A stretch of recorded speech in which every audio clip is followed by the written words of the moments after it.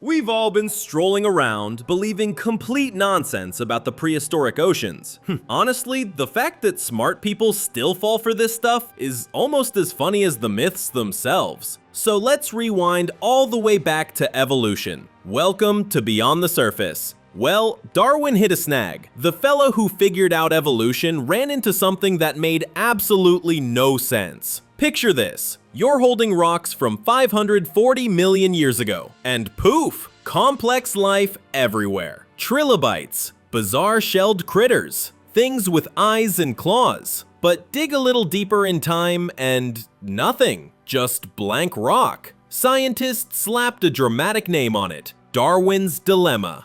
It sounds grander than it actually was, but Darwin himself was genuinely baffled. Why did life seem to sprout out of thin air during the Cambrian? The fossil record looked like someone flipped a cosmic light switch. One day, a dead planet. The next day, life spilling out everywhere. For decades, textbooks taught that the oceans before that explosion were sterile. Dead water circling a dead rock. Museums built exhibits around that idea. Kids grew up thinking Earth spent billions of years loafing, waiting for some cosmic alarm clock to ring.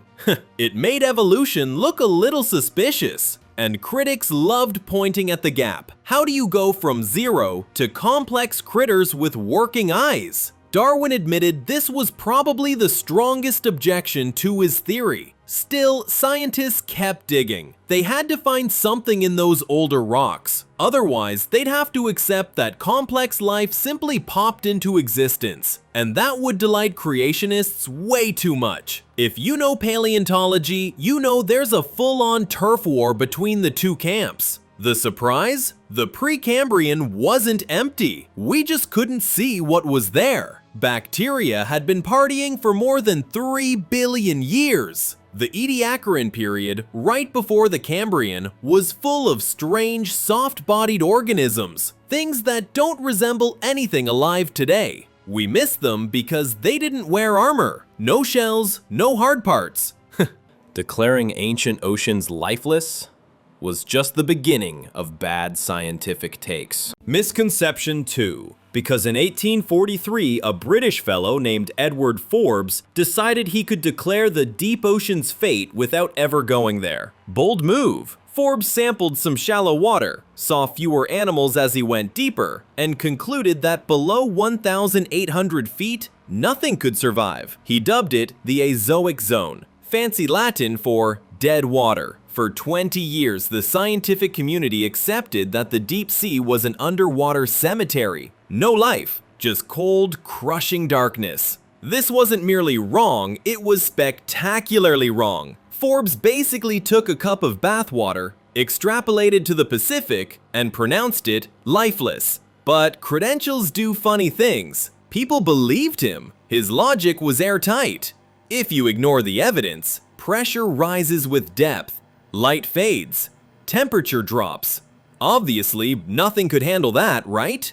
Never mind that Forbes had basically no proof. He eyeballed a few numbers and called it science. Meanwhile, fishermen kept hauling up bizarre things from the deep. Fish they'd never seen. Strange shells. Alien-looking creatures. But Forbes had spoken, so these finds were shrugged off. Enter the HMS Challenger expedition in the 1870s, the team that actually bothered to go look. They lowered nets far below 1,800 feet and hauled up life. Lots of it. Weird deep-sea animals that had been living their entire evolutionary saga in Forbes's supposed dead zone. Today, we know the deepest ocean regions are teeming with life. The Mariana Trench, 36,000 feet down, hosts fish that act like they pay rent there. Forbes's Azoic Zone turned out to be one of the planet's most biodiverse places.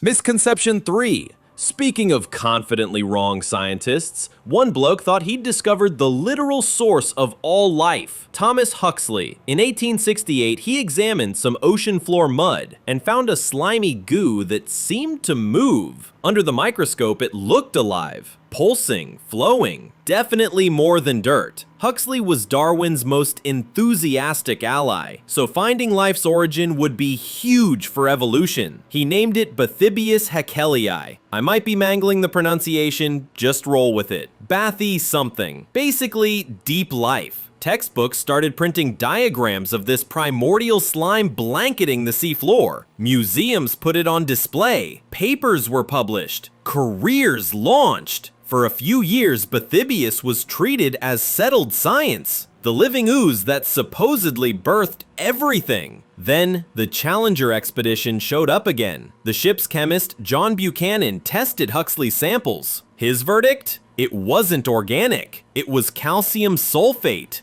Mineral gunk, formed when seawater mixed with alcohol preservative. Huxley had discovered soap scum. The grand primordial ooze that supposedly birthed life was just chemical residue. At least Huxley owned the mistake. By 1879, Bathybius vanished from textbooks faster than it appeared. Misconception 4. Unlike centuries of dragon folklore, medieval folks kept finding odd triangular stones and had no clue what to call them. The stones were sharp, oddly geometric, obviously not ordinary pebbles. Naturally, people decided these were petrified dragon tongues. The myth said that during lunar eclipses, dragons and serpents would turn to stone, leaving tongues scattered everywhere. These glossopetrae, literally tongue stones, were prized.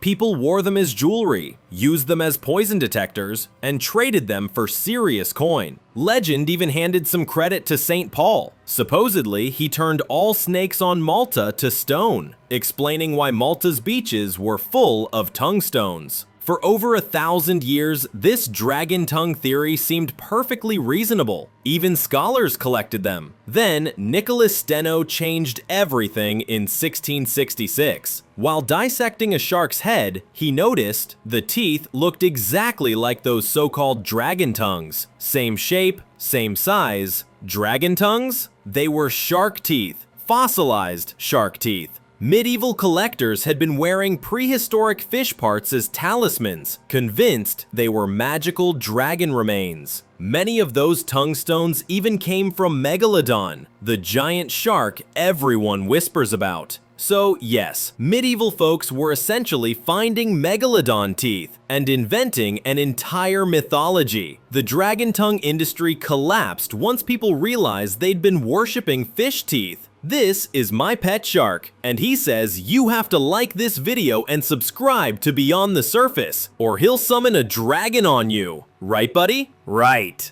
Misconception 5. But land finds were small potatoes compared to the sea monsters sailors swore they saw. Imagine you're a mariner in 1750, and something the size of an island moves under your ship. Tentacles thicker than tree trunks wrap your mast. Your vessel is dragged toward what looks like a massive eye staring up from the deep. These weren't just tavern tall tales. Multiple crews reported the same horror. The Kraken got so feared, captains rerouted entire voyages to avoid parts of the North Sea. London insurers even added Kraken risk to their premiums. I'm not joking. Bishop Eric Pontoppidan wrote the definitive Kraken guide in 1752. According to him, the Kraken was so massive, sailors mistook it for land. Ships would anchor thinking they'd found an island, only for it to dive and drag everyone under.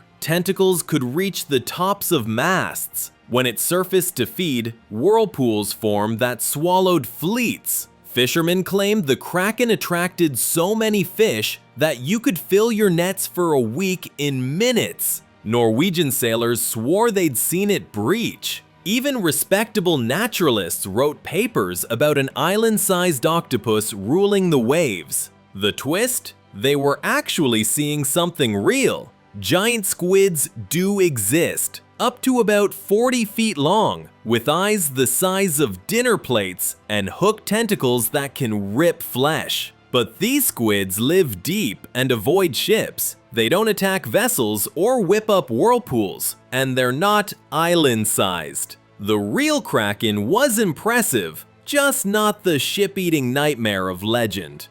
Misconception 6. Even scarier than sea monsters, people genuinely thought the government was hiding mermaids. In 2012, Animal Planet unleashed a mockumentary called Mermaids: The Body Found, and the internet lost it. The show depicted government scientists uncovering mermaid corpses, footage of aquatic humanoids, military cover-ups, and evolutionary claims that humans split into land and sea species millions of years ago. Millions watched. Social media exploded, and NOAA had to issue an official statement. No evidence of aquatic humanoids has ever been found. Think about that. A government agency had to publicly deny mermaids because so many people called asking. The documentary was framed as real science with faux researchers and declassified clips. It used the aquatic ape theory, the fringe idea that humans went through an aquatic phase, explaining hairlessness, bipedalism, and breath holding. And it ran wild with it, claiming some humans stayed aquatic and became mermaids. Ancient cultures do have mermaid-like tales. Greek sirens, Celtic selkies, Caribbean water spirits. That global spread makes the stories feel plausible. But the reality? Sailors often saw manatees or seals from a distance. After months at sea, your brain starts playing tricks. A mother manatee surfacing with her calf could look eerily humanoid. Christopher Columbus even reported mermaids on his voyage. Modern researchers traced his route and it checked out. He'd seen manatees in the Caribbean. Yes, the great explorer mistook sea cows for mythical beings. Misconception 7. Real ocean mysteries don't need fake docs to terrify us. In 1997, underwater microphones in the Pacific recorded the loudest biological sound ever captured. NOAA called it the bloop. The audio hit the web and people freaked out. It was louder than blue whale calls. Way louder, and came from somewhere near Antarctica. Cryptozoologists went wild. Forums filled with theories about something massive living down there, something bigger than any known animal. The sound's profile looked organic. Rapid frequency changes typical of living sources, not the steady rumble of earthquakes or ships. Lovecraft fans noticed it came from roughly where he planted Cthulhu's underwater city. Coincidence? Everyone wanted it to be more than coincidence. YouTube analysts tore the audio apart frame by frame. Documentaries alleged undiscovered leviathans in ocean trenches. The bloop felt like proof that we know almost nothing about our planet. Something enormous, ancient, capable of making sounds audible across thousands of miles. Marine biologists couldn't immediately explain it, which of course meant the internet filled in the blanks with government cover-ups and prehistoric survivors. NOAA kept researching. By 2005, they triangulated more sounds from the same region. Pattern matching software ultimately linked the bloop's acoustic signature to something specific: ice. Massive Antarctic glaciers cracking and dumping into the sea. So the legendary prehistoric sea monster? It was basically a very loud iceberg with attitude. Misconception 8. While the bloop myth eventually collapsed, shark enthusiasts held on to an even bigger falsehood. In 2013, the Discovery Channel aired a documentary that convinced millions Megalodon was still alive. It was titled Megalodon: The Monster Shark Lives, and featured fake footage of a 60-foot shark attacking a research vessel. Actors posed as marine biologists, and computer-generated shark attacks looked disturbingly real. The episode became the highest-rated show in Shark Week history. Social media lit up with supposed Megalodon sightings. People genuinely believed a prehistoric super shark was prowling the Pacific. hunting whales and dodging submarines. Discovery barely clarified it was fiction. The disclaimer flashed for only a couple seconds at the end, and most viewers missed it. Because it was marketed alongside real Shark Week content, the deception felt credible. Biologists were furious. They spent years trying to undo the damage, but the myth had spread too far. Even today, people still ask if Megalodon might lurk in the deep ocean. But here's why it's definitely extinct. These sharks shed thousands of teeth in their lifetimes, and shark teeth fossilize extremely well. We find Megalodon teeth all over the world, but none younger than 2.6 million years. If they were still alive, we'd keep finding fresh ones. On top of that, Megalodon required enormous amounts of food, whale-sized meals, constantly. Today's oceans may still have whales, but none show bite marks from some giant unknown predator. Great whites leave distinctive patterns on whale carcasses, and a living megalodon would leave far more obvious wounds. And they didn't live deep in the ocean anyway. They thrived in warm, shallow seas. If one were still alive, we'd be spotting it near the surface, not hidden in the abyss. By the time Discovery admitted the hoax, the damage was done. They'd convinced a generation that paleontologists were wrong about one of the ocean's most famous extinct predators. Misconception 9. But ocean hoaxes weren't the only ones fueling myths. Lake monster believers claim to have photographic proof of dinosaurs. The most famous image in cryptozoology, the 1934 surgeon's photograph of Loch Ness, showed a long neck and small head rising from dark water. It looked exactly how people imagined a living plesiosaur might appear. Newspapers splashed it across front pages worldwide. Finally, proof that marine reptiles had survived in Scottish lakes. The resemblance to plesiosaurs, whose fossils were already well known, was uncanny. Scientists were divided. Some dismissed it outright, while others admitted they couldn't explain it. The poor image quality both concealed potential trickery and suggested something unusual. Loch Ness quickly became a hotspot for amateur paleontologists and monster hunters. A deep Scottish lake seemed like the perfect place for a hidden population of ancient reptiles. Cold water, limited human activity, plenty of fish. Expeditions scoured the lake with sonar and cameras. They found no large moving objects, no unusual bones, no traces of environmental DNA from unknown animals, just ordinary lake life. By the 1990s, the photo was exposed as a hoax, a toy submarine with a plasticine head. Even without that revelation, the plesiosaur theory was impossible. Loch Ness only formed 10,000 years ago, while plesiosaurs went extinct 66 million years earlier. And don't forget, plesiosaurs were air-breathing reptiles. They would have to surface all the time. And in the smartphone era, there'd be endless footage by now.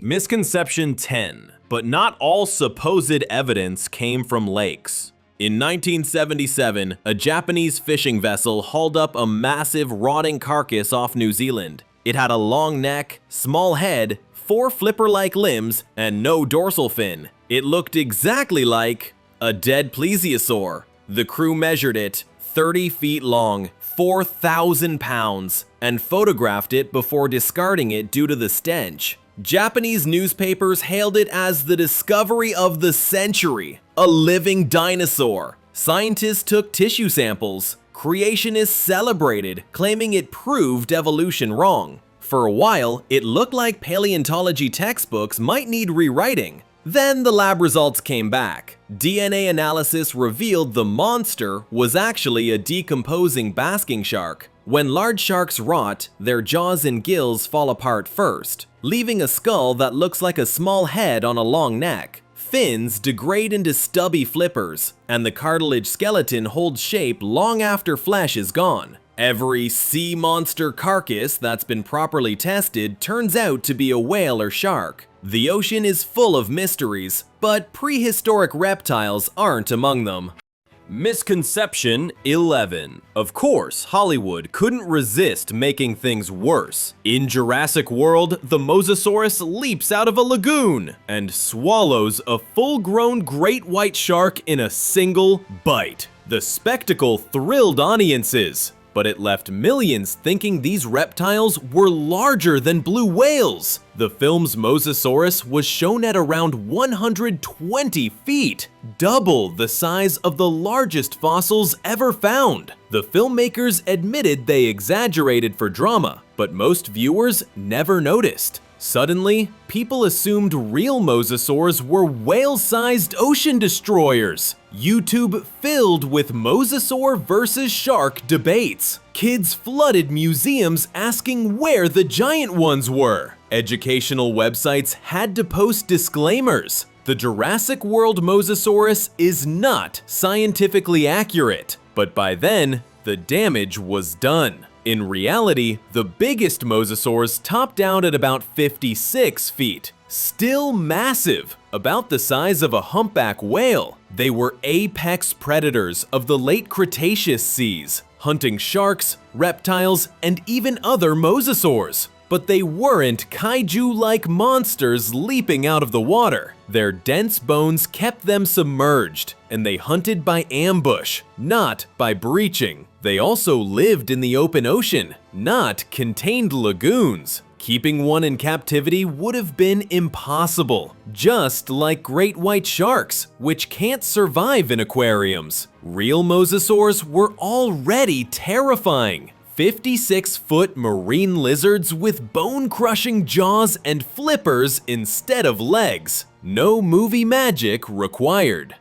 Misconception 12. Yet even with the science clear, new sea monsters kept washing ashore. Rotting blobs of flesh known as globsters have baffled locals for centuries. Every time, the story is the same. A giant rubbery mass appears on a beach. The media screams mystery creature, and biologists haul in equipment for testing. The first famous one was the St. Augustine monster in 1896, an 18-foot lump of fibrous tissue found in Florida. Early reports claimed it was a colossal octopus, larger than any squid. Newspapers went wild. Museums demanded samples. For years, it was treated as proof of unknown deep-sea giants. Similar finds followed: the Bermuda blob, 1988, the Chilean blob, 2003, the Tasmanian globster, 1960. Each time, cryptozoologists speculated about prehistoric survivors. And each time, DNA testing revealed the same result: whale blubber or shark cartilage. When whales die, connective tissue breaks down into rubbery chunks that no longer resemble the animal. Blubber separates from the bones, leaving bizarre, shapeless masses. Sharks decompose the same way. So the St. Augustine monster? Whale blubber. The Chilean blob? Whale blubber.